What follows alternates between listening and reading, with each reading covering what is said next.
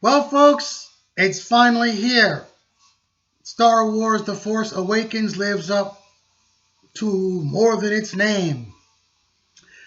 Let's see, I was able to see it on opening day, December 18th. My niece and her husband even saw it twice that day. And I can tell you that the Force is strong with the sure hand of J.J. Abrams and his crew, and of course, the Disney Studios. They brought back the humor and the good old fashioned innocent heroism that built the first movie. It's almost as good as the prequel, not the prequels, but the movies before the prequels, the original three movies. Now we have three new young heroes. We have a lonely scavenger woman from the desert planet of, no, not Tatooine, but Jakku. We have, interestingly enough, a fed up stormtrooper, and we have a hotshot X-Wing Top Gun. They team up with our applause earning Star Wars Mount Rushmore, made up of General Leia, Chewie, briefly the original droids, and of course Han Solo. From here on, it's a breakneck pace, humor, action, heroism, a clear-cut story that isn't all convoluted, just straightforward, moves at a bullet's pace. There is even a heartbreaking scene later on involving one of our original heroes.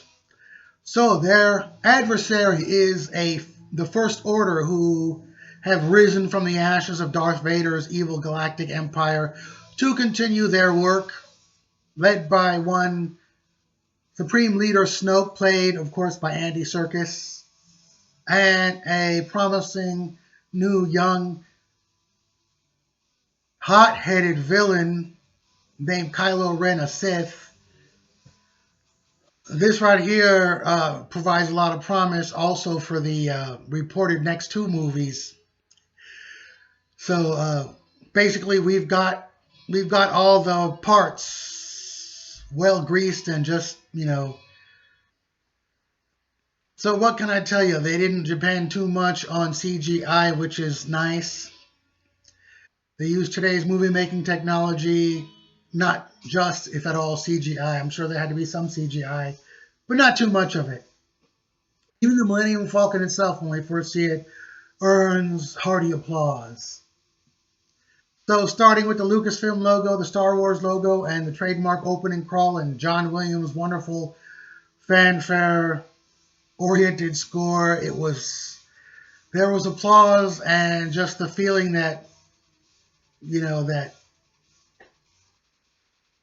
Star Wars was back, and that feeling was confirmed by watching the movie.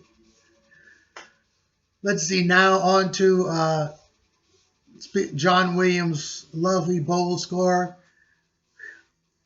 One of the musical highlights punctuates and underscores the last scene, a scene which also kind of opens up the gate for the next couple of movies.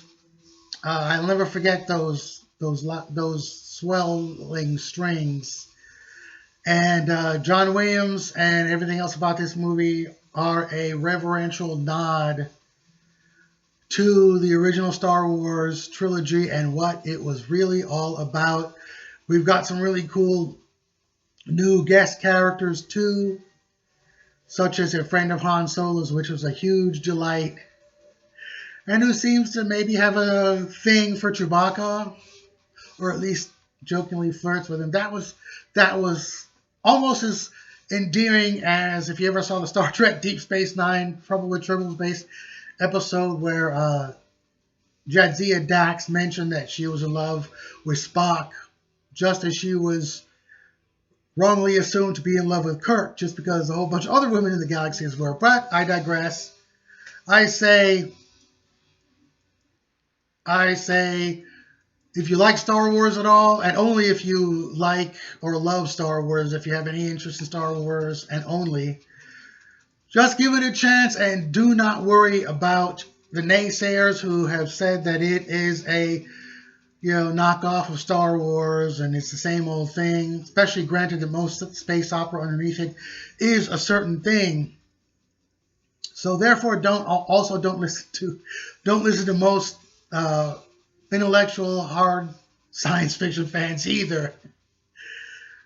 Just give it a chance. And that said, may the force be with you, as it is with this movie that has added greatly to this Christmas movie-going season.